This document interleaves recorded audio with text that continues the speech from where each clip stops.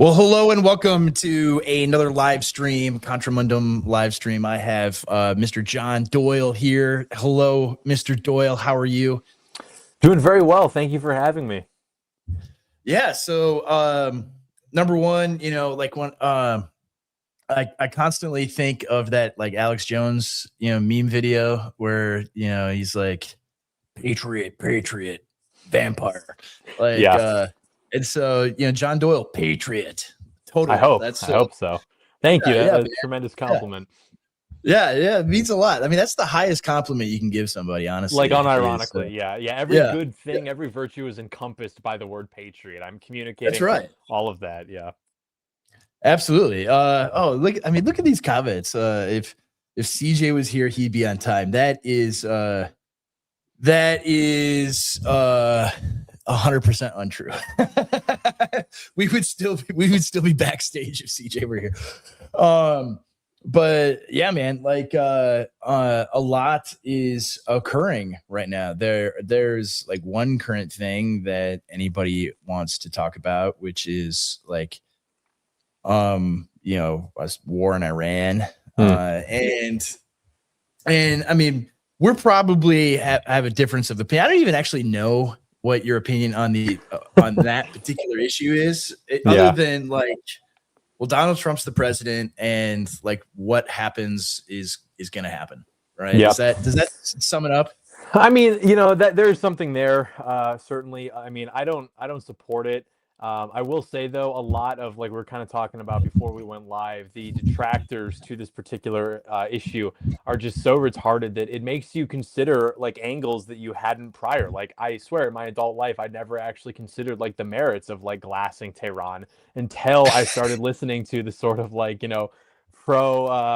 pro-Palestine, Israel, anti-whatever voices on the right. So I'm not in support of it. Had this not happened, I would not have been egging, this along. But I do think that ultimately this is something that we're just more or less going to have to kind of contend with. And I don't know how like chimping about this, as a lot of people would like to do, is going to put us into a better position. It seems to just actually be like alienating like war skeptical voices more than actually making them appear more reasonable in the eyes of the president. But no, I'm certainly not in support of it, especially, I mean, given the timing, it is objectively true that like MAGA as a voter bloc or whatever overwhelmingly supports this.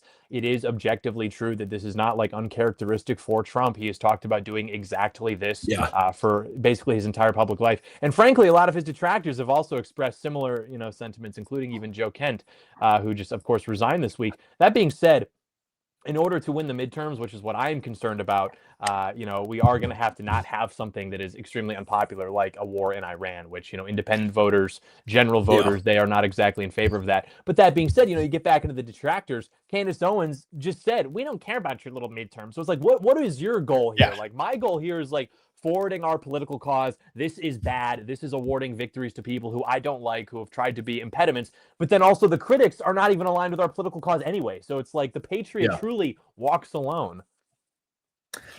Yeah, I mean, that's more or less how I feel about it. Like, and probably, I mean, I maybe describe my opposition probably a little bit in stronger terms, but at the same time, it's like, well, like, what exactly can I do about it?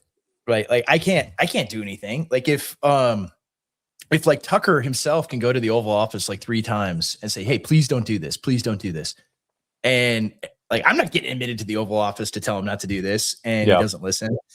And so it in a lot of ways, it's like, it is what it is. And I look at it and I'm like, okay, you see these reports where, okay, he's like, we are not doing ground troops. That's not going to happen. Like, totally out of the question. And then like Benjamin Netanyahu's like, yeah, it's going to take ground troops to do regime change. And it's you're like, okay, who's in charge of this situation? Like, who's calling the shots here? And so like, I'll comment on those things because like, it is concerning. I mean, just at a beyond like immediate political concerns, beyond like, yes, I want to win in the midterms. I want, both houses to be not just retained by Republicans, but for them to have advances. I want, especially like the really good House candidates and Senate candidates to win. Like, I want those things. I want to win. Like, you win by winning. You don't win by losing. despite what a lot of people on the internet say. Hmm. Like you don't win by, getting trounced in both houses. Democrats take control, and then they, spend the next 2 years trying to impeach Trump and Vance and Hegseth and Rubio and everyone else. Like, that's not how you win. That's not how you win the presidency in 2028. But like the broader, like longer term, political concerns are things that like I'm interested in commenting on, right? Like the fact that the initial strike, more or less, like Marco Rubio says, yeah, like basically the Israelis chose to do it. And if we didn't attack with them, like we were going to get attacked anyways, so we had to do it. And even like this week, like a day ago, the Israelis, striking Iranian oil and gas infrastructure, and then the inevitable retaliation against Qatar and Kuwait and Gulf states on their oil and gas infrastructure. And so it's like that's a bad set of conditions. That's a bad relationship, right? Yep. Like I see a lot of people that are in bad relationships, like they've got a bad girlfriend or whatever, and you're like, oh man, like you should just like think about getting out of that one, man. That doesn't seem we like can save her. We can save her. Yes, yeah. That's right. And that's what it looks like. So it's like, okay, I'm interested in commenting on that, but like the people who are like, he's in the Epstein files, he's controlled by Benjamin Netanyahu, and it's like, I don't find that even remotely compelling, right? It makes way more. It's like way more plausible that it's like, oh, it seems like he's like publicly been very pro Israel for like 30 years, and that's just how he is. And it's like, that's how my dad is 82 years old, like almost the same age as Trump, and that's how he is. Yeah. Right. Like they share the same mind. And then it's like Benjamin Netanyahu is not controlling my dad. You know, he's not compromised. And like the Epstein stuff still, like the thing that I've consistently said about it is if he were there, if he's blackmailed by Israel. Yeah. Why wouldn't any of that stuff have been used when they're charging him literally with like felonies they had to make up in order like to try to keep him from being president? Like, why don't they just use that? Yeah. Right? There's nothing there. And so anyway, like there's so many dumb things, and it's like, I hate being put in a position where people are forcing me to choose between Candace Owens and Mark Levin. It's like, you have to pick one or the other. Like one of these two is your leader now. And I'm like, no, actually, I don't have to follow either of them. Like, is that so hard? Yeah, I never really bought into the sort of like Epstein angle. I'm familiar with like the Epstein story and what is supposed to be in the Epstein files, but if you like really just examine like the popular understanding of it, it's like totally incoherent, because what people believe about it is that you have a political class that was willingly going to this island to have sex with children, and then they were filmed doing so, and now they're being blackmailed into doing like wrong by the American people, which literally is suggesting that you have these like otherwise very good-natured statesmen who just so happen to be like pedophiles, and now, haha, we got you. Now we're gonna make you do evil things, and they're like, oh no, I wanted to do all these good things, but unfortunately, you filmed me doing that other thing I do, where I'm like an evil pedophile. So that doesn't make sense. And I don't like the explanation that it even requires blackmail to sort of keep our politicians in line, because it sort of presupposes that they have a spine that would have to be compromised, which I don't think is a very accurate understanding. I think it's much more a system of just incentives, where, you obviously have an incentive to wash up into American politics if you're like a theater kid, if you are, a model UN kid, just some like dork who didn't really make it in big law or Hollywood or wherever else, and so you wind up in politics. And then, you can, make a comfortable living for yourself, just like basically doing whatever you're told. That's less glamorous, that's less tantalizing, but that nonetheless is like more or less, I think, what we're seeing. And so, regarding Trump, like, he's expressed these positions publicly forever. And like you said, too, the boomer generation, they perceive Israel to be like Christianity, the state, which maybe that's not the most accurate interpretation, but that's like where their heart is at. And I just don't think that the kind of fixation you see on it nowadays is going to actually like change that with them. It's just going to kind of alienate them. Whereas with maybe like Gen Xers, millennials, people who grew up in less religious households or who are themselves irreligious, they love talking about Israel. They think it's the like funniest thing ever, probably because they're mad at their boomer parents and it's like F you dad, but like political. So you've got like, 38-year-old men denying the Holocaust at like their Thanksgiving dinner tables or something just to like get back at their dad. Yeah, that's right. I mean, so many things, man, are like just intergenerational conflict, and especially like, I don't know. Did you read Fugitive Caesar's Substack article about what was it titled? Like something about like tyranny and Aristotelian, whatever, but it was mostly about boomers. No. Right? And it was extremely good, and it wasn't like your typical like boomers are stupid, we hate them, they're idiots. Sure. It was more like, look, they cannot possibly comprehend like the way things are for like anyone under 40 right now. It's such a totally different world, and the leaders that they had, the choices like they collectively made, like no individual single boomer is like, yes, I want the entire country to be shipped overseas and like to import millions of third world people.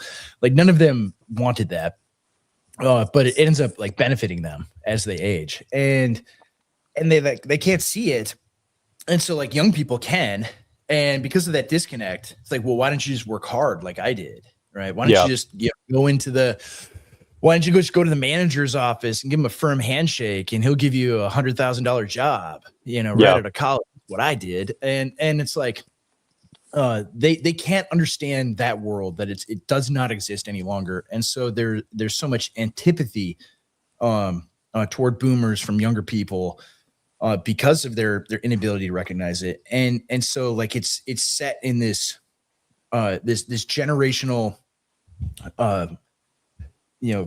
fight between the two, and there's like just this sheer hatred of each other, actually. And it's like, it intensifies, and so I think some of that, man, is just that. It's like, here's how I get back at my mom and dad who don't who they don't get it, and it's like, it's true, like they don't get it, but you becoming this like radical and also very antisocial person like isn't going to help them get it at all. It isn't going to help you either. Yeah, I remember even like when I went through my my coming of age with right-wing politics, I remember like confronting my mom with certain ideas just to essentially do that, where it's like I was obviously disaffected by the state of the Republican Party. Even in like the early years of Trump, I perceived it to basically, maybe even correctly so, be this sort of like avatar for all that is wrong with American government, our country. Had they only like done more to stop the onslaught of leftism, maybe we could have a bit more optimism about our future prospects. And I remember like arguing with her about stuff that she had no business knowing about. Frankly, maybe I had no business knowing about.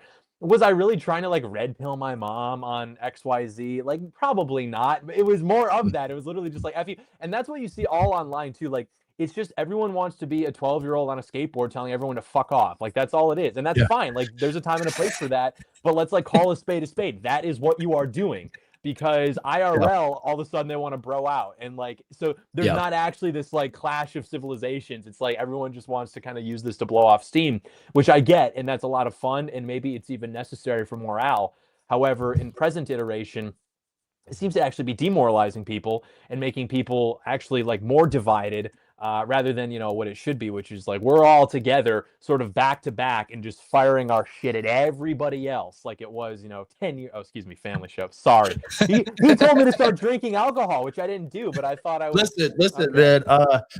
We could have a cocktail, but man, like I forgot to tell you before, and this happens, once in a while with guests. I'm like, hey, like 90% of my audience is like homeschool dads who are like driving in genuine apologies. I did not know. I did not know. Kids do not do as I say or do. That's right. Don't listen to Uncle John, kids. Don't talk like him. Yeah, respect your father. Be the opposite of what I am articulating right now with this. Yeah. Yeah, as you're talking about young guys being edgy, and so sorry to interrupt. Yeah, that's funny. All right.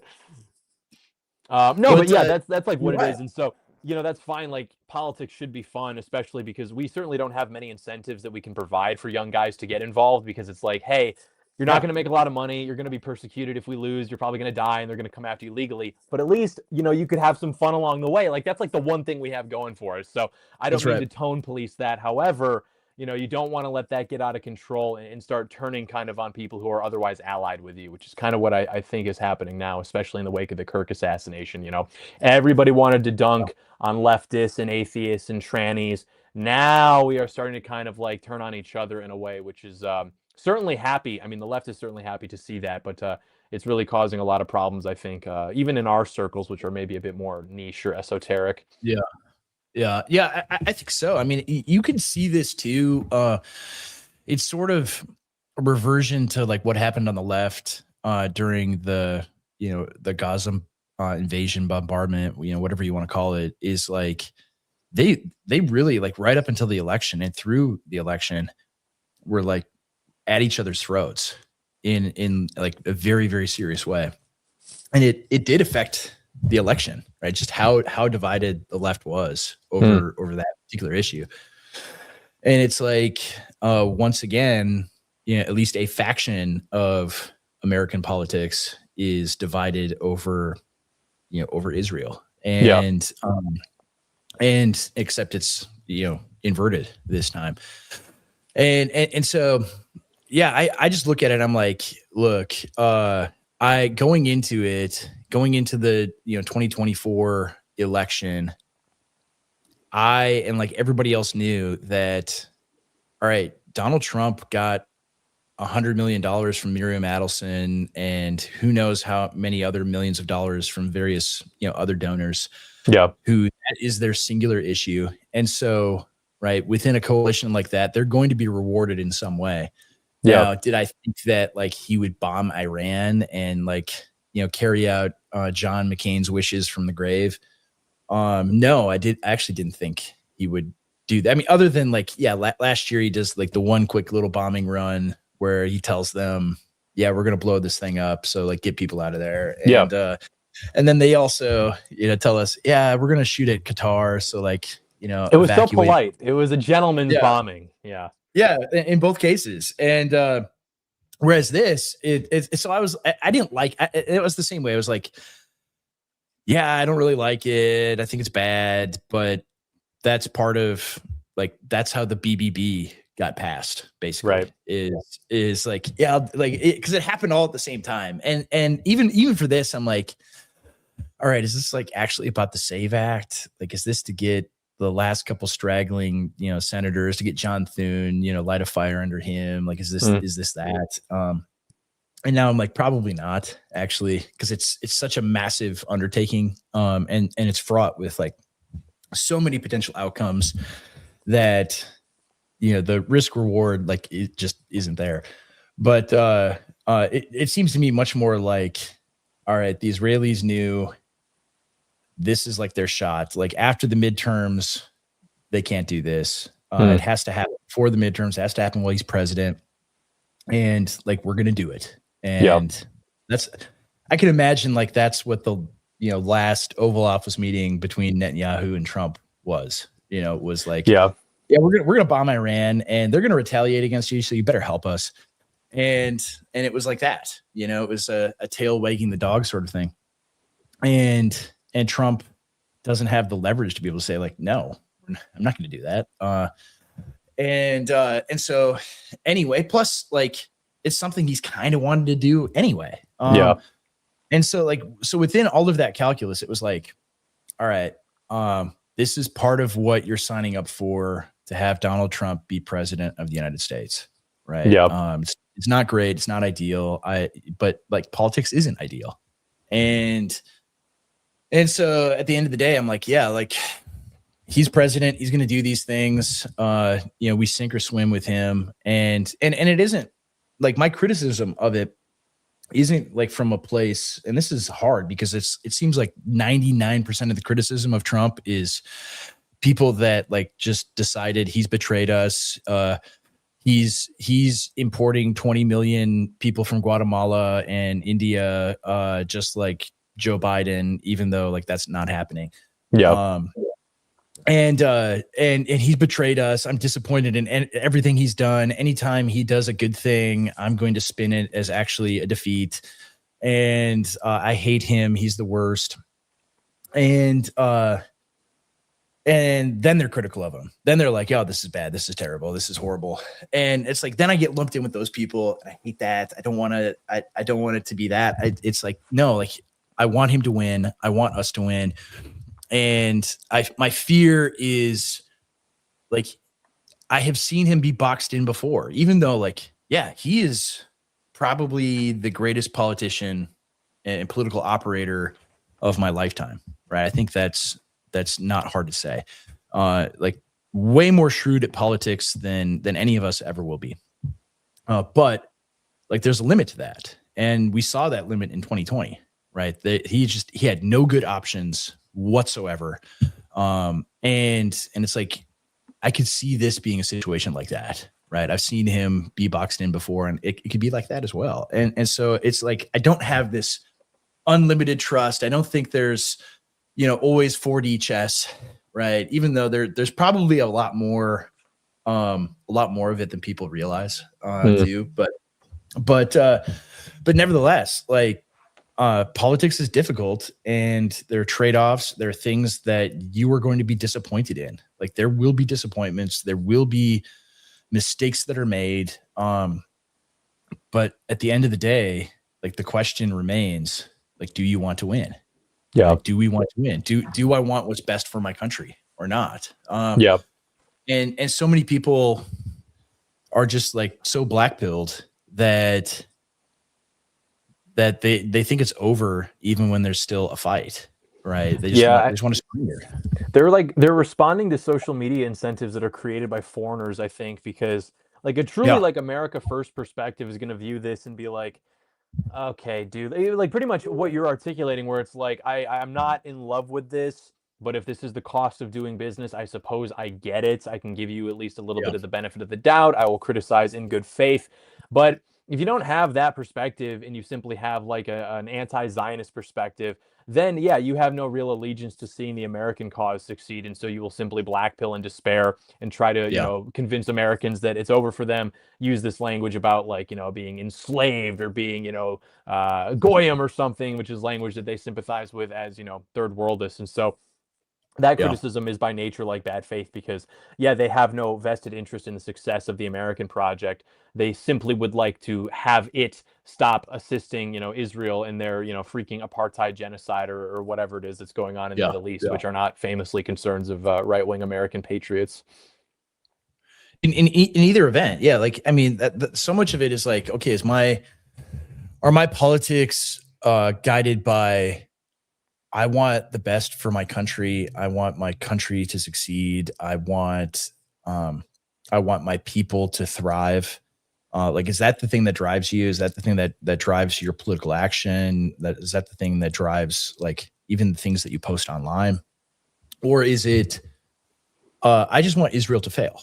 Like, that's the only thing I care. And so like, then the terms of everything is just dictated by Benjamin Netanyahu, no matter what. Like then you are a slave to him. And they think that he's like a James Bond villain, like he's this like omnipotent force that drives the entire world, where, Israeli domestic politics are not at all stable. Like Benjamin Netanyahu's future is like not at all guaranteed. And so, if I put my tinfoil hat on, I may even say that like a lot of the actions of, the Israeli state have been precisely to kind of more or less conjure quote unquote anti-Semitic attitudes among the world, among Americans, simply to kind of force Israelis and Jews at large to kind of like stick together. Where, you know, again, these are people who famously love arguing with each other, and so if you want to kind of keep everybody unified, you have to present this external threat. And if you're the state of Israel, I mean, this is a great opportunity to do that. Where all of a sudden the big tech companies that were kicking us off for reposting memes about Hitler, now all of a sudden the most popular thing you can do in the world is complain about Jewish people, Israel, talk about Hitler, all this other stuff.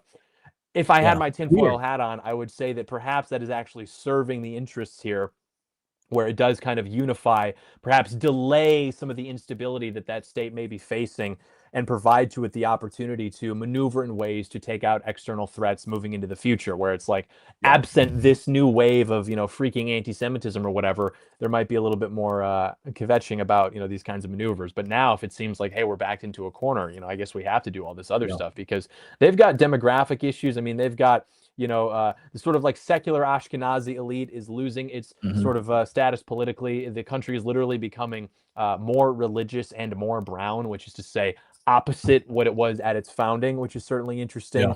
I don't know what they're going to do after Iran. If, you know, Iran is truly toppled, maybe they'll turn their attention towards Turkey. But regardless, the Turks are not exactly enemies of America, at least not maybe today. I wouldn't say so much. I mean, I'm not like a big Cenk Uyghur fan or whatever, but I think that we're going to see sort of realignment where, like, insofar as you could make the argument in the Bush era that, you know, all of these states in the Middle East were in opposition to America, that's certainly fine. I can certainly sympathize with that language. But as Israel sort of continues its journey into the 21st century and its problems become more internal, those are going to be very serious, because it's still going to be facing some level of like external threat. But I don't know that America could be able or would be able to, much less should, get involved in sort of like, I don't know, keeping it on life support, you might say, insofar as they do have these internal power struggles. The Israeli left, which apparently is like based in red pill since they hate Netanyahu or something. I don't know. We'll see. Well, yeah, there's that. I mean, that is the thing. Like, it's funny for like all the obsession that a lot of people online have about Israel. They actually know very little about what's going on there. Oh, they don't know a thing. Yeah, and then too, on the right too, like the only reason anybody ever brought up the state of Israel on the right was to demonstrate a point of hypocrisy. You know, obviously right-wing people have always done a little bit of noticing, but that is a separate conversation actually from a conversation specifically about the state of Israel. And the conversation about the state of Israel was only invoked really to like point out the hypocrisy among the neocons, which is to say like, hey, you guys are, you know, occupying these publications in America. You are professing these ideas about, you know, open borders in terms of economics, in terms of immigration. You know, we are a propositional nation. You know, George W. Bush's inaugural address, literally now being parroted by people like Vivek Ramaswamy. But anyway, it was to say like, look, but then over here in Israel, where you guys are obviously staunchly in support of, you not only allow Israel to maintain like a sort of ethno-religious character about itself, but actually like we celebrate that and we champion that, but only in that instance. So it's not to say that like an ethno-religious character is itself wrong, but it is to say like, why is there this double standard with what they are allowed to do versus what we are allowed to do? But being concerned about something like, you know, I don't know, the Gaza genocide or apartheid state oppressing brown bodies. These are not talking points that would ever feel at home on the right. Now they are for some reason, because people are just absorbing all these leftist talking points and they think they've discovered a fire. Yeah. I think that's, you know, that's a major component of it too. And yeah, I mean, like the issue with Israel is, and it probably drives, and not just probably, like it does drive the political and foreign policy actions that they're taking, is like this week, all these people were posting the, you know, the demographic dreidel, which this is, you know, it's not called that because of Israel. It's like, because it's shaped like a, you know, dreidel in most cases. And how like, oh, look, like they actually have a lot of young people and their total fertility rate is awesome and everything else. And it's like, okay, you're announcing to the world that you don't actually know what the situation there is at all. That the majority of the people that are actually having babies are basically like, if all of our people on welfare or on who are Amish were on welfare, right? Like they don't serve in the military. They don't really produce that much economically. Yeah. and they're a huge drain on everyone else, and that's who's having kids Yeah. there. And so in like 20 years, the demographics of the Israeli state are going to be like irreversible, Mm-hmm. and they won't be able to function in the same way any longer. And so they're like, well, we've got to do all, take care of all the business we can while we still can, right? Yeah. That escalates the timetable for them. Yeah. And like Iran has been hanging out here for 50 years, and certainly in at least the last 30, we've wanted to provoke the United States into bombing them, and they've accomplished this goal. And then it's like, and on to the next one, Turkey. Yeah, we need to fight the Turks for reason. And because they have a lot of influence in Syria or something. Like, I think that is the rationale. And so anyway, it's like, okay, yeah, they're doing all of these things because they want to shore everything up, because in even 10 years, they're not going to be able to have the capability of that. Plus, like domestically within the United States, they've become significantly unpopular, even among the right, particularly among young people, and the major base of support, people over the age of 65, like they're not going to be around that much longer, and so that's part of it. And I think your point. I mean, that basically is like the ADL's strategy. Your tinfoil hat point is, like, if your job is to fight racism, like the SPLC, or to fight anti-Semitism, well, if the demand is massive but the supply is very small, like you're gonna conjure it up anywhere you can. And so yeah, you're probably right, because that forces I mean, it's just like basic Rene Girard stuff, right? Where it's like, okay, if this very divided population has a common enemy, right? Then now they're not divided anymore. They're totally united. Yeah. And that accounts for a lot of it. It's like, it's not a coincidence that that all of this happens and you see like stop anti-Semitism ads at the Super Bowl. Right. Because it's like, well, who's the audience for that? Is the audience that for like me or anybody else to be like, oh, wow, there's a kid who had a Post-it note stuck on his back. I shouldn't do that. I should feel bad for that kid. Like that's not really the audience, or just like any regular like football watcher, like, man, what an awesome game. The Seahawks are great. And like, no, it's not for them. Like, the audience is like 2% of the population to be told you are under attack. Yeah. Right? People are attacking you. And they do it in a very sort of ostentatious way, knowing that like that 2% of the population will see it and they'll pay attention to people watching and being like, oh, what is this? They'll be like, see, that's what it like. These people, that's another thing. A lot of like, this behavior can just be described by like, frankly, neurotic behavior. Like, different groups have different personality traits and temperaments. You're dealing with people who make very great lawyers for a reason, and so that's a lot of it, I think. And you can even look at like the ADL, when they were getting off the ground, some of the first things they did were actually like running ops with certain figures who would go on to lead certain movements in American politics, where they would like literally pay these people to go into Jewish neighborhoods in Florida and basically cause problems with certain imagery reminiscent of a certain 20th century political movement in Europe. And the reason for that was because they were trying to scare like wealthy Jewish donors into donating to them, because it's like, okay, we just defeated the Nazis. Everything's fine. It's like the end of Star Wars Episode 6, which hadn't happened yet, but bear with me. And so then to instead get, money for their organization, they have to convince them, no, the threat is real. It's still here and it's in your backyard. Give us money. And so then it's like, okay. So I really believe that's the same thing now, like these organizations would not exist were there not like a legitimate fear that these people have, in like this rising tide of like national freaking socialism right around the corner. And the best thing that can convince them that is true, and therefore get these people to award not only money and donations and support, but just a mandate politically to crush any sort of insurgent right-wing threat, is the most like clown show, low IQ, anti-Semitism, all of the like the edgy stuff. That's like what that is. That's really why I believe that has flooded social media. I mean, obviously, since the internet's been around, everyone wanted to like laugh at Hitler. Like, remember epic rap battles of history? Like the first one was like Hitler and Darth Vader. Like Hitler's funny. Yeah. Like we can agree on that.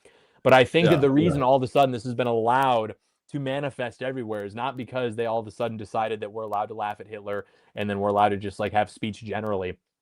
I think it's because they understand that that kind of stuff will cause a great deal of anxiety among their base and among people who are influential and powerful, and that can then be used to essentially give a mandate to the left to just like totally crush like any sort of ascendant authentically right-wing cause.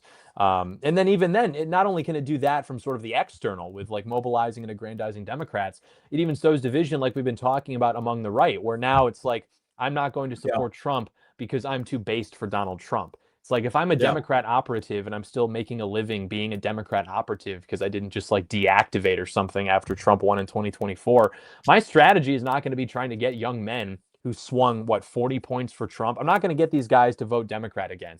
Maybe I'll spend 10 seconds trying to get Harry Sissom to walk him back on the plantation. It's probably not going to work out too well. Not going to work.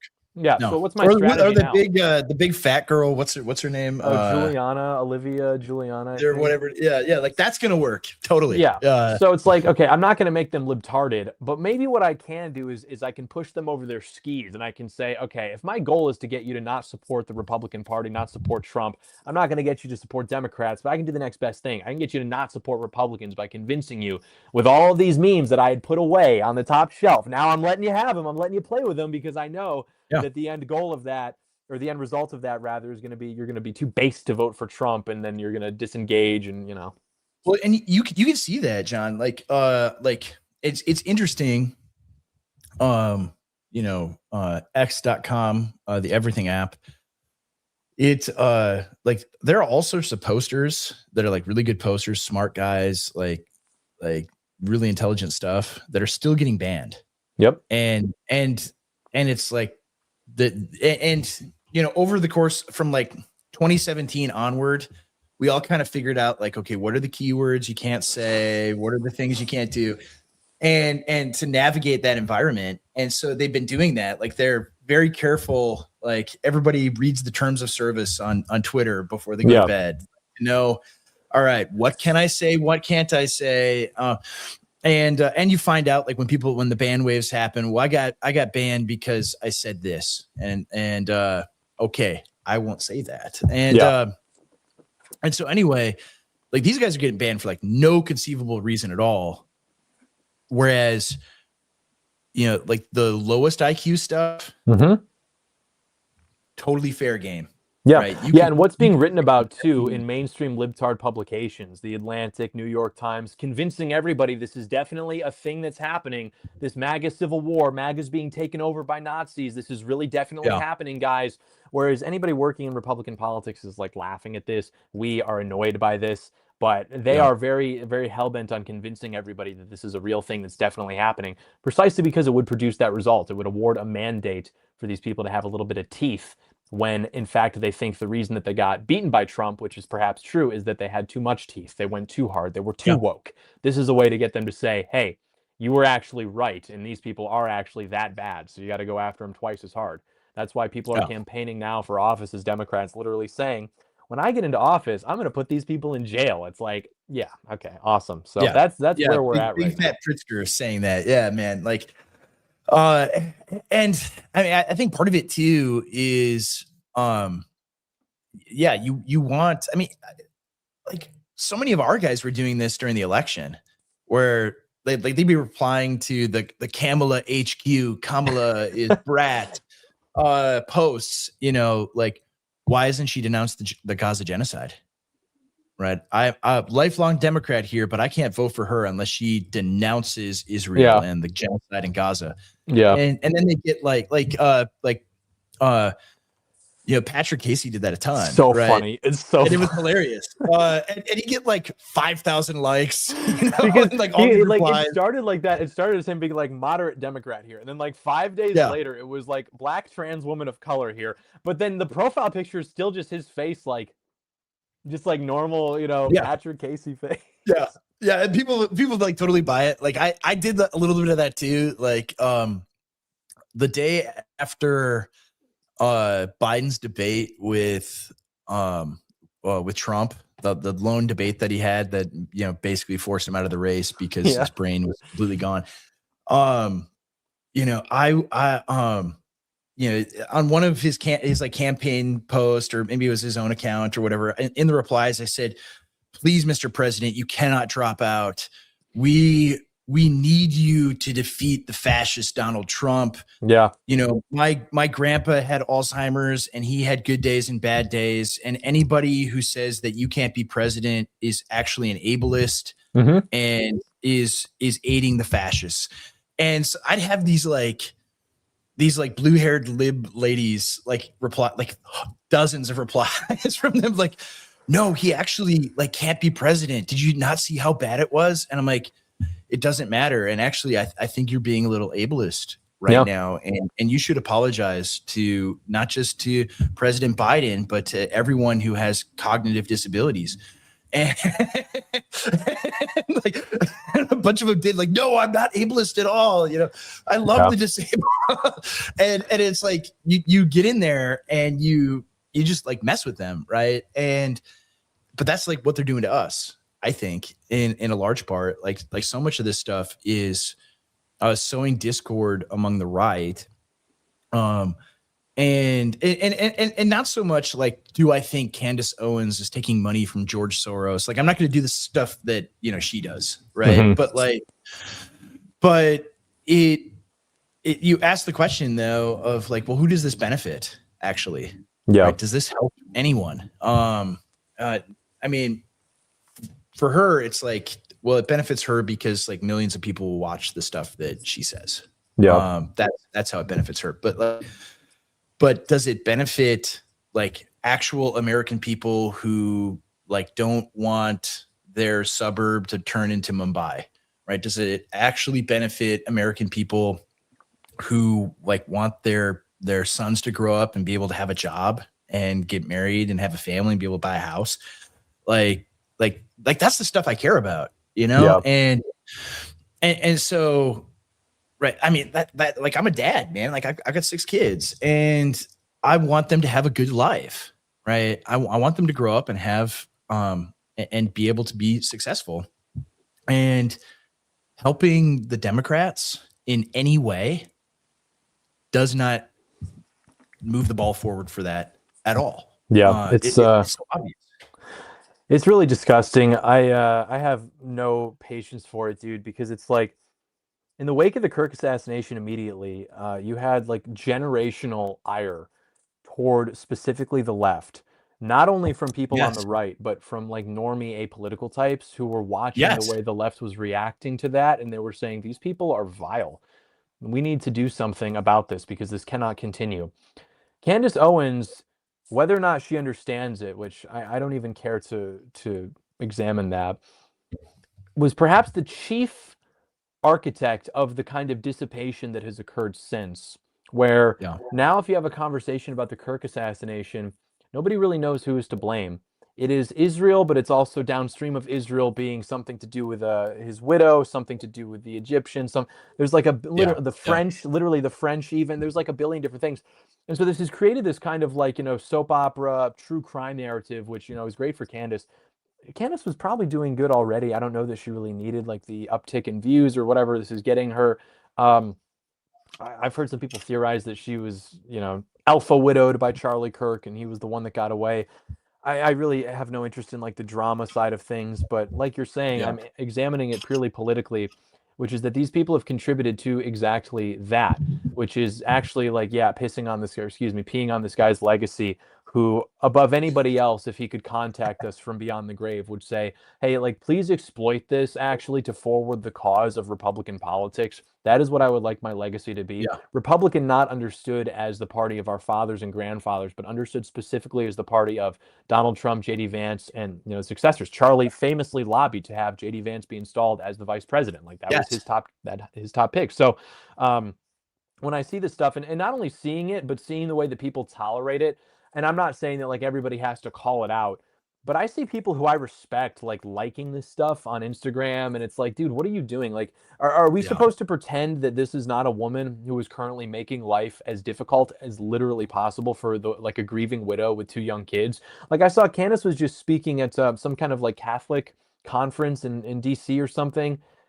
Mm-hmm. Sorry, what is going on here? I don't even think she's confirmed yet. Mm-hmm. She's doing this sort of like, and that's what it is too. Like they'll say, I don't care about the midterms. I don't care about the immigration. I don't care about all these issues that are Yeah. meant to divide us. This is not about left versus right. Hey, you know, these two completely incompatible competing views of the world. It's not actually about that, because you know what it really is? It's spiritual, because Christ is king. And it's like, that whole thing, dude, was so stupid, because people like her were literally saying, nah, nah, nah, boo boo, Christ is king. And we're like, yeah, so true. But what do you mean by that? Well, people are Yeah. saying I can't say that. No, no, no. I think like people are just saying, like, don't say that just to like make people mad. Like, that's literally saying Yeah. it in vain. Yeah. Oh, so you're saying I can't say Christ? I'm going to say Christ. It's like this totally Yeah. Yeah. Yeah. performative, Yeah. like Yeah. generic Christianity, which actually refuses to draw any real lines about what the faith is Mm-hmm. actually about. It is simply repeating the name of Christ as a sort of like shield of criticism. Oh, you're mad because I'm declaring Christ as king. Oh, you're mad because Yeah. I'm not going to let Yeah. Jews divide us by inventing racism. I don't know if you know that, but Jewish people invented the concept of race specifically. So if you talk about immigration policy, that is actually Jewish, because you are trying to divide Yeah. the people, the goyim. And it's like Yeah. Yeah. totally incoherent, like amalgamation of ideas, which ultimately means nothing. And the problem is, though, even though it means nothing, and even though her fans are like just bored suburban like women, it is popular enough because it has broken containment from right-wing spaces, and it now has brought in some of like the global masses or whatever, to now create an incentive for otherwise maybe decent right-wing people to want to get a taste of that, where they're like, well, look at what Candace is doing. This looks pretty popular. I guess the people are waking up and we can have a mass freaking uprising. And so that's Yeah. causing a lot of bad behavior. It's causing the normalization of a lot of bad behavior. And so, yeah, man, I just don't understand why people are like allowing this to happen. I don't know. I guess I don't know what else to say. I think it's probably like the most disgusting thing I've ever seen, frankly. Yeah, man. Like the thing about all of that bothers me, and it's one of those things too, where it's like, okay, like I can entertain, you know, a conspiracy theory or two, you know. I'm willing to do that. I'm willing to entertain a conspiracy theory about, you know, Charlie's death, but like, is this something that is going to like cost us politically? Is like talking about this publicly going to be something that like it's like one thing. It's like, if you get like really into the JFK assassination, right? Is that going to like destroy the Trump, you know, coalition and cause, you know, Gavin Newsom to be president and me to go to prison for the rest of my life and my children to be taken from me? Like, no. But like honestly, man, like that's my concern about all this stuff. I mean, and including the war in Iran, is I want to win. That's it. I want to win. I don't want these people ever coming within 1,000 miles of power ever again. I want whatever power they have right now to be completely eradicated. Yeah. Right. And I honestly, I thought, you know, back in September, right. All right, this is it. We like Trump is, I mean, and some of it is okay. Some of it's on him. But also I'm not willing to entertain that as much either, because what's he supposed to do when the Senate Republicans have this stupid blue slip system, like all their dumb little rules? Well, my norms. Oh, yeah, we gotta maintain the norms. And they have this blue slip thing where like none of his lawyers in the Department of Justice get confirmed. Right? Yeah. Like, or even like my friend Jeremy Carl can't be confirmed because he wrote a book that said, here's all this data that shows that the entire system is actively racist against white people. And they're like, this guy's a white nationalist. He's a Nazi. And it's like the guy's actually Jewish, even though he's a Christian, but like ethnically he's Jewish. And, and like we're going to attack him. And in the book, he's like, I'm not a white nationalist at all. I denounce all of that. I simply don't want white people to be discriminated against. And so then you have like John Curtis and Tom Tillis, like, I'm not going to vote for him. Right. He's talking about anti-white racism. That's beyond the pale. So the Senate GOP is like, honestly, man, like I hate them more than I hate Democrats, basically.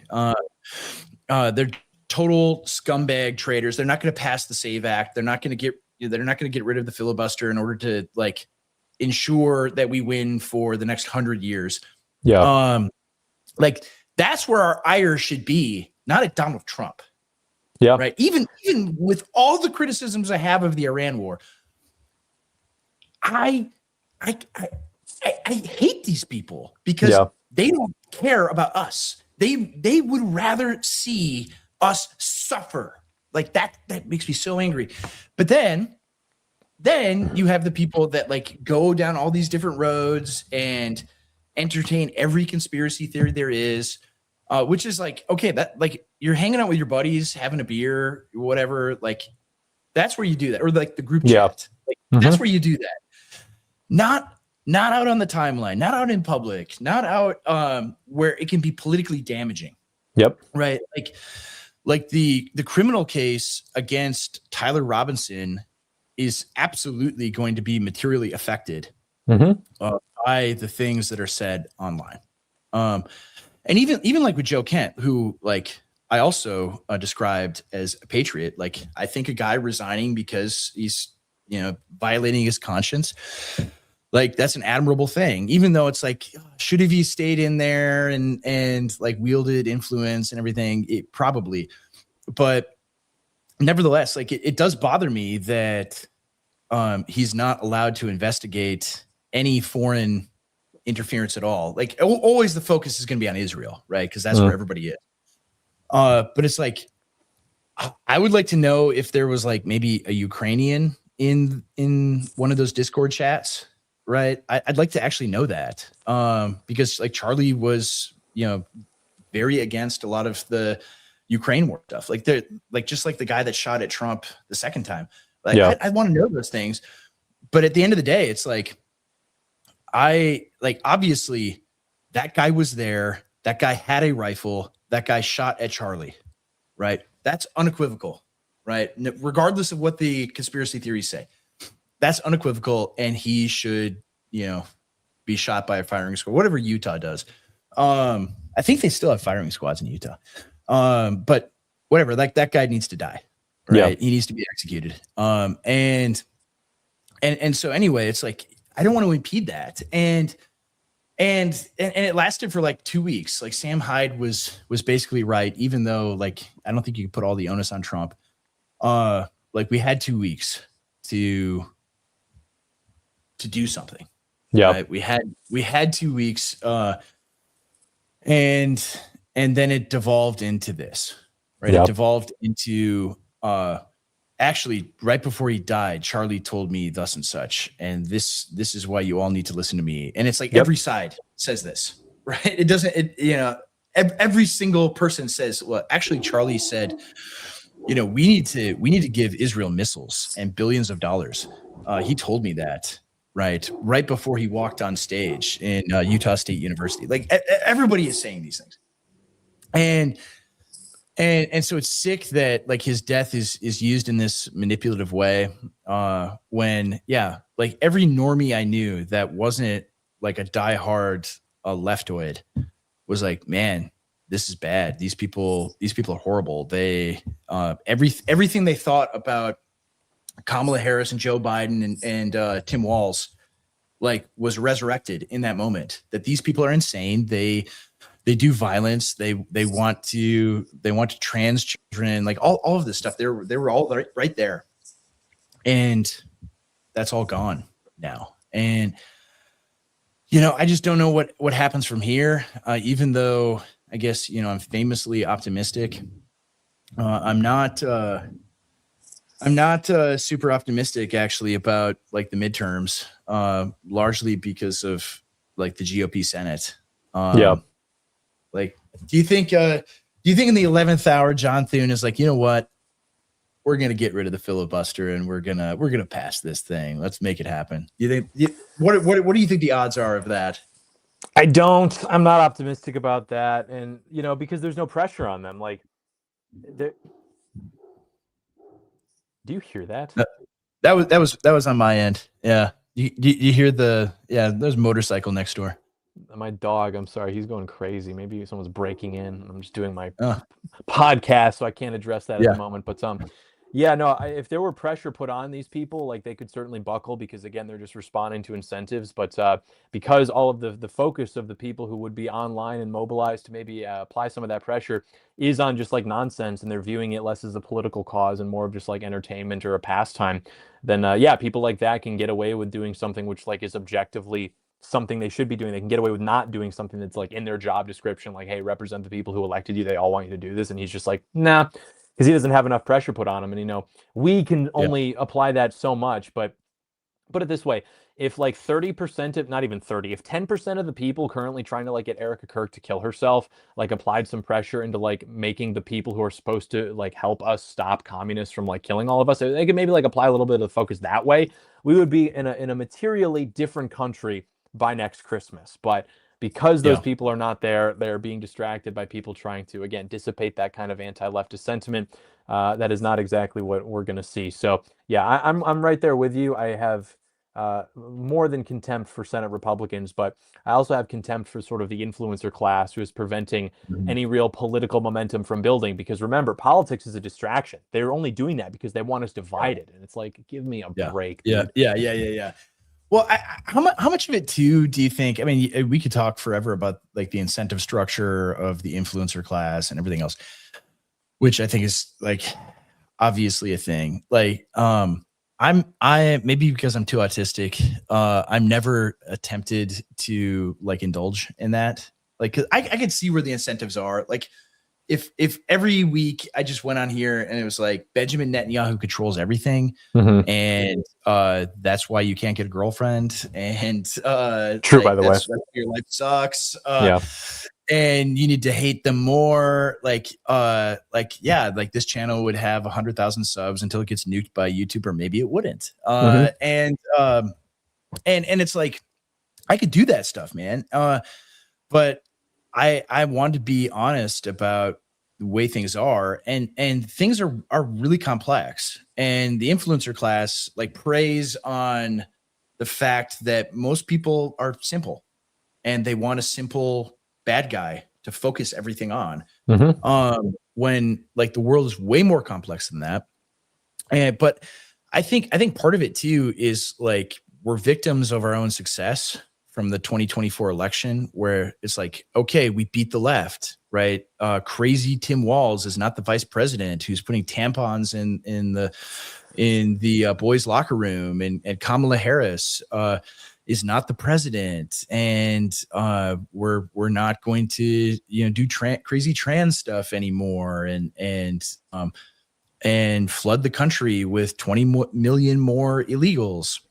Right? We won. It's great. So the left is not a threat anymore. Trump is president. And so the pressure of that went way down. Right? That's not in the back of everybody's head. Right? Like it was when Joe Biden was president.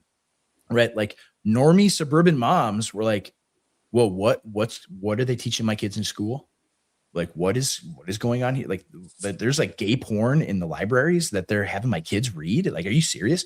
Yeah. And it was a real threat. Like, I mean, dude, like I moved from Minnesota. I mean, it's still a threat there. Like I moved from Minnesota because the possibility of having my son stolen from me and transed was very real. Like they could do that.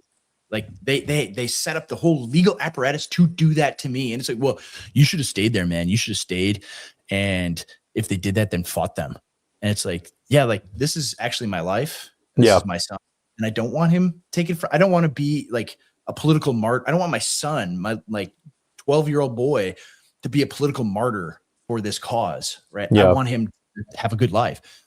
And so like that threat in everyone's minds is like, oh, it's gone now. It's gone now. We won. It's all over. And so let the infighting begin. Let's fight over all of these things. And that I think is the reason for like pendulum swings politically is we are, I mean, and there's criticisms of Trump, of course. But we're showing an incapability of maintaining this coalition that brought him to office, and an inability to just like now wield power well for the benefit of the country. And I mean, part of that I think is the Iran war as well, obviously, but it's not limited to that, right? So like, why will there be failure in the midterms? It's for all of these reasons, right? Not just like, oh, well, Trump screwed it up and he's a slave of Netanyahu and he's compromised and he's betrayed us. It's like, no, there are a lot of reasons. Yeah. A lot of reasons for it. And, but at the same time, like current things change rapidly. Like, I mean, I haven't monitored the situation because we're, talking right now.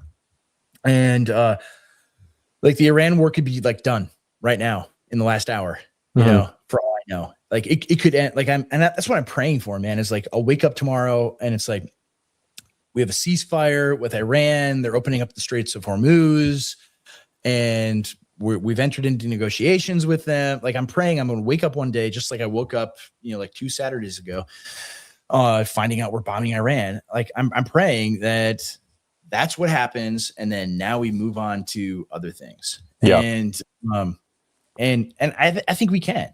I think that totally can happen. Like the public mind is like has a memory of a goldfish, and so if it ended today, like 2 weeks from now, you would have to be like, hey, do you remember when we bombed Iran? Yeah, that happened. Oh, I forgot it. That seems like years ago. Yeah, it was actually 2 weeks ago. Right. That's how people are. And like Trump is no dummy. Like he knows that as well. He has employed that very successfully his entire political career, is that the public cannot keep focus on one thing. And so I'm hopeful that is the case. I'm hopeful that like, and so part of it too, like it's interesting that, Nick Shirley is the dude who went to Minnesota and like basically kicked the whole thing off there by uncovering all the fraud. And now he's in California doing the same thing. And will we get, a round 2 of ICE operations throughout the state of California? And like part of the Minnesota operation is, I think they learned a lot of valuable lessons there. One is that like Kristi Noem can't be in charge of this thing, but also, right, like just the basic tactics and strategy of like you're waging not just a war on illegal immigration, you're also waging a media war. And so like how do you operate without giving the other side ammo, right? Yeah. And so I think able to conduct operations like that in California, that's probably what's been in store for the summer. And so if that's the case, right, and all of this like billions and billions or $1 trillion of fraud is uncovered in California, then that's the current thing that lasts all summer and people are focused on. So like I'm hopeful that things can be better and we move past it. Iran isn't a thing anymore. It's not going to cost me, $150 to fill up my Nissan Sentra. I just car doxed my but my 13-gallon gas tank and my Nissan Sentra is going to cost $150. Like, I hope that doesn't happen, and I'm confident that it actually won't. Right? That and we'll see. Like, part of the thing too, like even with Trump and Netanyahu, is like when like you remember last year, and maybe this is kayfabe, just to make a stupid goy like me believe in the theater of it all. But when Israel bombed Qatar last year, like they sent missiles to Qatar, and Trump had Netanyahu in the Oval Office sit down and read a script apologizing to the Qataris, right? Like word for word. And I looked at that and I was like, that doesn't seem like a dude who is just totally a slave to Israel, right? That seems like an American president like flexing his muscles. And if that's true, right? If it's like, okay, yeah, I'm generally predisposed to be pro-Israel. I want good things for them, and they're our ally, and all this kind of stuff. But at the end of the day, he's the president of the United States of America, and like being led by the nose by the Israelis. Like if he does care about our sovereignty and all of that, that's got to make him mad. It's going to make him really angry that like Marco Rubio has to come out and say, yeah, the Israelis, kind of tied our hands there. Like that has to make him angry about that. And even like right now, him saying we're not going to do ground troops. Benjamin Netanyahu, the same day saying, yeah, we need ground troops to overthrow the Iranian government. Like that has to make him furious. And at some point he's going to say, all right, we're done. We're done completely with this. We need to get out. And you want us to stay in, obviously. You want us to send in 10,000 Marines to Karg Island. We're not going to do that. And so we'll see. I mean, the proof will be in the pudding, right? The ultimate question of, is Donald Trump an Israeli slave? We'll probably find out in the next week or two, right? Does he send ground troops in or not? Like if I guess a good question, probably for like, there are people I can see in the comments that are like, yeah, you guys are truesters, you're dumb goys or whatever. Is there like a line that could be crossed where you were like, yeah, maybe he totally is just compromised? Nope, actually is the answer. Because at this point, I'm honest enough to understand that, at a certain point, it's a personal decision. I mean, we can trade back and forth all we want, our analyses of the situation. At a certain point, which I could maybe actually pinpoint for you if you were interested, I made a personal decision to pledge loyalty to Donald Trump. And that is not something I'm actually interested in going back on, especially because there are literally no other options. So I could sit here and give the popular answer, which is, you know what? I may be a trucer. I'll give you that. However, if he does send ground troops, I'll admit I'm wrong and whatever. That's all social media engagement. I don't believe that. What I actually believe is that no, there is literally nothing he could do.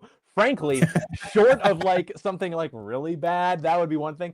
But in terms of this stuff, like no, actually, no. There's probably nothing conceivably that he could do that would make me be like he's betrayed us. It's over, unless he signed like an amnesty or something. Like at that point, I'd be like, all right, pack it up, we're done. But and I was gonna say like an amnesty would be the thing for me, like foreign policy wise.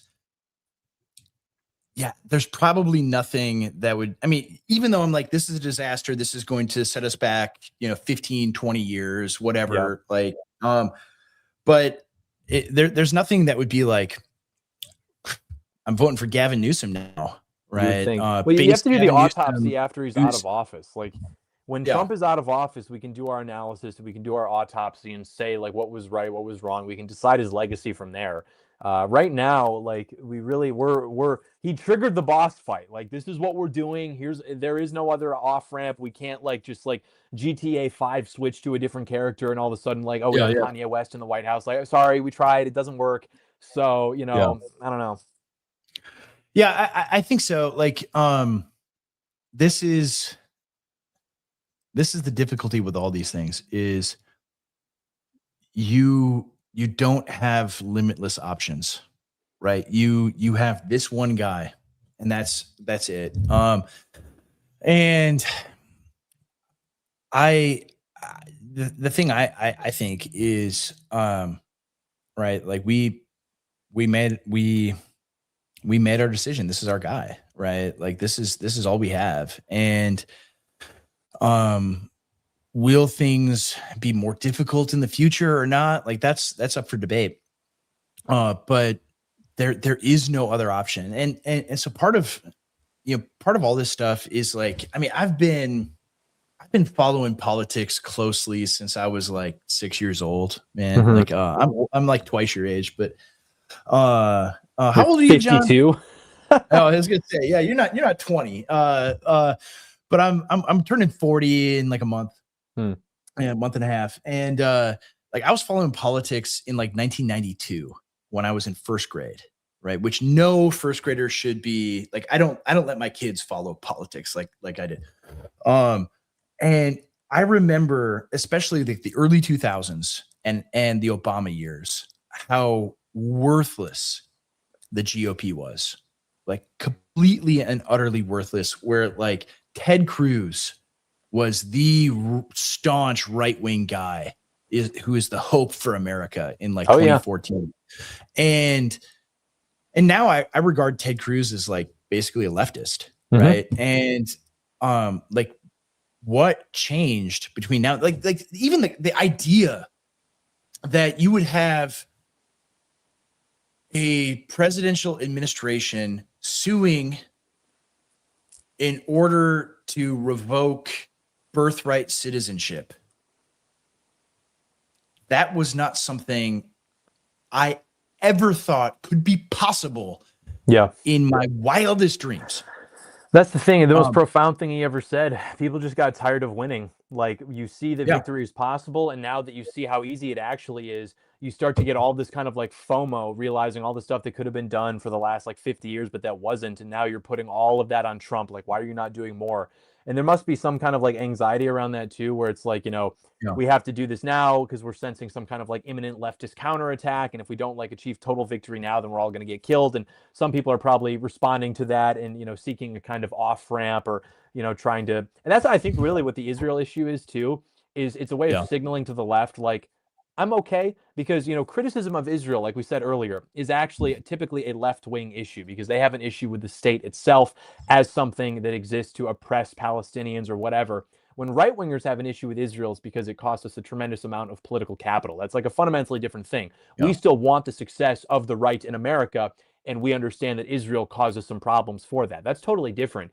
And so treating Israel as like a wedge issue for people on the right seems to kind of be signaling to the left, like, hey, I'm not going to die on the hill of, demographics or race or anything, but I'm going to die on this Israel hill, which is to say, like, if you spare me, you amnesty me, I'm not going to cause any problems because I'm just like you. I believe that we can have a wholesome anti-Zionist alliance between Muslims, Christians, everybody, as long as we can agree that like Israel's bad. So ultimately, I am optimistic. I think that people just need to kind of keep their heads down a little bit because, and that's just the nature of information in general. Famously, what do they say?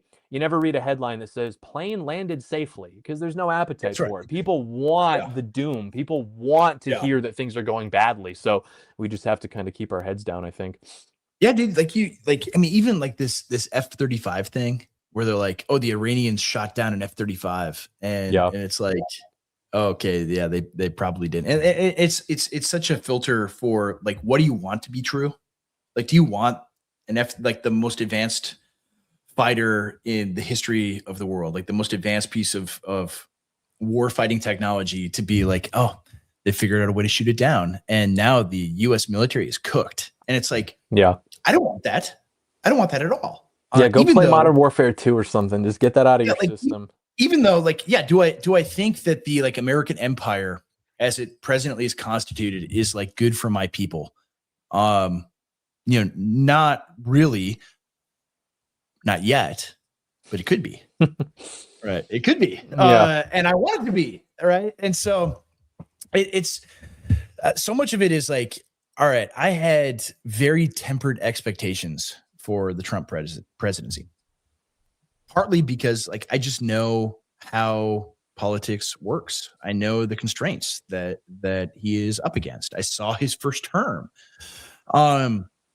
And so part of like campaign, we're going to do this, we're going to do that, we're going to end birthright citizenship on day one, like all of these things. Like, he makes promises.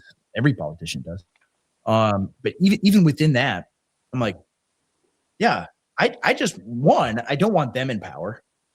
And whatever good he does on top of them not being in power is gravy, man. It's icing on the cake. It's great. And he has done good. And so like I view it in like decades long struggle, right? Like that everything that has been wrong is not going to be fixed today. Like, there was the transportation department. We're revoking 200,000 CDLs of non-domicile. Let's go. Foreign guys.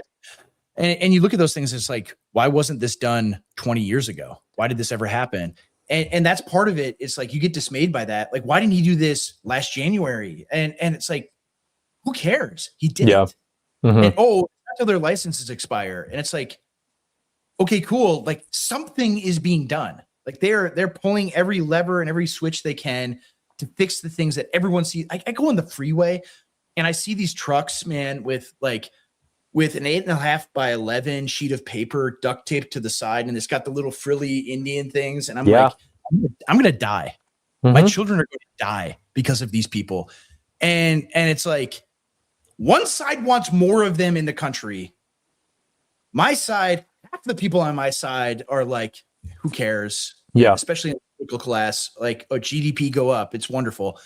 But at least there's something being done. And that is how I look at it. It's like, I'm going to continue to support Trump, even despite the things that I think he is messing up on and doing wrong, because there is no other option. Yeah. There is none. That's all we have. And if he has success, right, we can notch forward, move it just a little bit further to the right, do a little bit more things, right? The Overton window shifts a little bit more. There's more things that we can do. And to have like patience with all of these things. Sure. Even though our situation is not ideal, it's bad.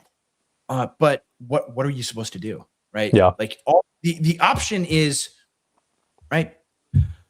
You say, yeah, I don't know. Things are not good, but, it is what it is.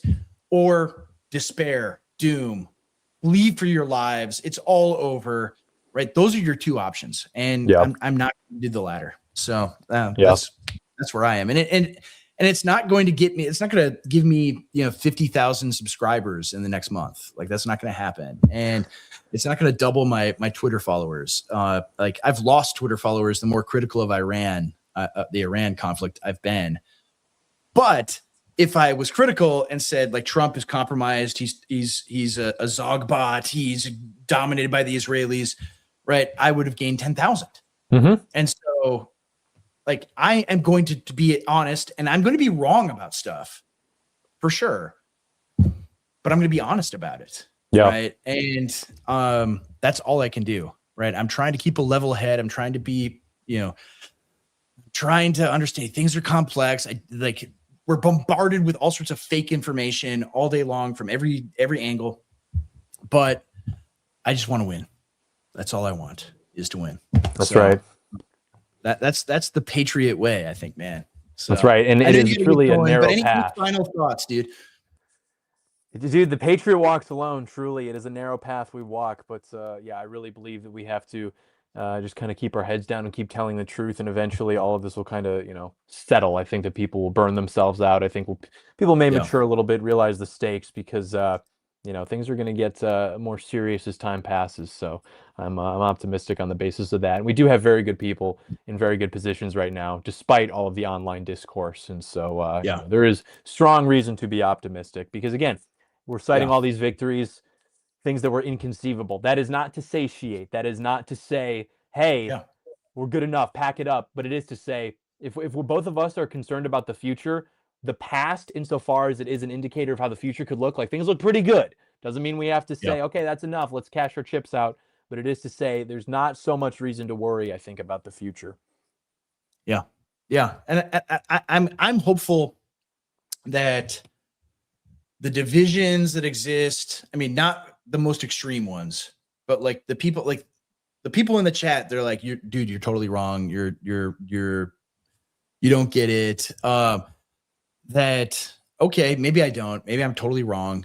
But like a month from now, if this thing's all over and now we're back to fighting the insane leftoid freaks that like want my children to be in poverty and to be transed and me to be dead. Like if we're all fighting them, we're not going to have this stuff anymore. And like bygones will be bygones, right? Yeah. We'll all sing Kumbaya around the campfire and everything will be great. Oh yeah. We'll be doing trust falls. It'll be great. That's right, man. Awesome. Well, thank you, John. And everyone watching, I'm sure, knows exactly where to find you, but like give some plugs. What stuff do you like? You're coming off an incredible series. A few people mentioned it in the chat. Oh yeah, like, what man. do you got to do next? What's next, man? I don't know. We're in the content kitchen here. We are in our South African hunting lodge or wherever we are. And yeah, we're gonna do some more podcasting on the internet, some more Black people discussions on the internet. Pride Month is right around the corner. Maybe we will solve the problem of sexual deviancy once and for all. Who knows? Who knows? Sky is the limit when you are a content creator, right? Yeah, I think a series of, the little TikTok videos on Pride Month, there's a lot of content there. There's a lot that nobody knows about, dude, and that was, I guess it was the case with Black history too, where but the gay stuff is fascinating. I mean, you can go through the American Psychiatric Association, you can go through AIDS, you can go through, which of course began as GRID. There is just so much to unpack there, and it's kind of scary because Black people, of course, like they don't exactly enjoy being picked on. Gay people, though. They are maybe even more impulsive and a little bit maybe more, I don't want to say intelligent, but it's a different foe. It's a different class of foe. So it'll be interesting to see how that turns out. Many of them are, sadomasochistic, and so they like being picked on. Yeah. Enjoy, So, I don't know. So it's a little, be careful is all I'm saying. But they'll shoot me with an AIDS dart like I'm Eazy-E or something. Like, and that would be unfortunate. Like they got Andrew Breitbart with the heart attack dart, that'll be you. Yeah, that was my my most viral moment. By the way, I know you got to get going, but I have to tell the story. Like CJ and I are just like, vibing, having fun, live streaming and everything. And I was talking about how, like I went on Tucker and I brought CJ along and we flew together, for the first time. And he went through, like, for 15 years, they've been doing the scanner thing. I've never gone through it one time. And CJ just dutifully went into the scanner. Right. And I'm like, dude, don't you know that like the beams from that, it turned gay. And so that's why I always opt for the pat down. And so this journalist that like watches every stream. Hi, Phil. How are you doing? I'm glad you made it to the end. He clipped that.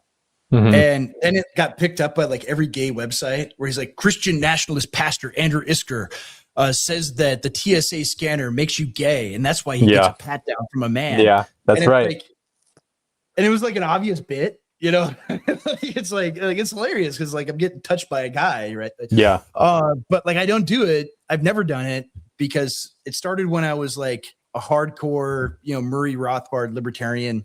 And I'm not doing the TSA scanner. I'm gonna make you pat me down. Yeah. And I've never stopped doing it. And so like every gay publication, every gay like influencer and everything like retweeted it everywhere. And it got so huge that like Asmund Gold talked about it on his stream and like he DM'd me. He's like, hey dude, like you were joking, right? Yeah. And I'm like, yeah, man. Yeah. So anyway, if you want to do, it's, what is it? June's Pride Month, right? I always forget. Like, I don't even pay attention.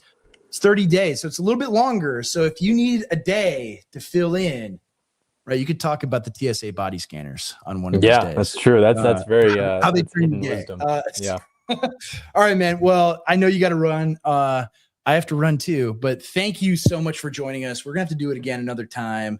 Yeah. This was fun. Hopefully it's under better, circumstances. Hopefully it's like the Republicans in every race are up by 10 points because the SAVE Act has passed and now all the fake voters don't exist anymore. And, there's going to be 420 Republicans in the House. That'd be awesome. And so when it happens, let's do it again. If that is the bar we are setting, I don't know if we'll ever collaborate again. However, something directionally positive, I'm down for. Yeah, maybe not quite that high, but like something right in the middle. Yeah, that's right. Yeah. We'll temper our expectations. That's what we do as patriots. All right.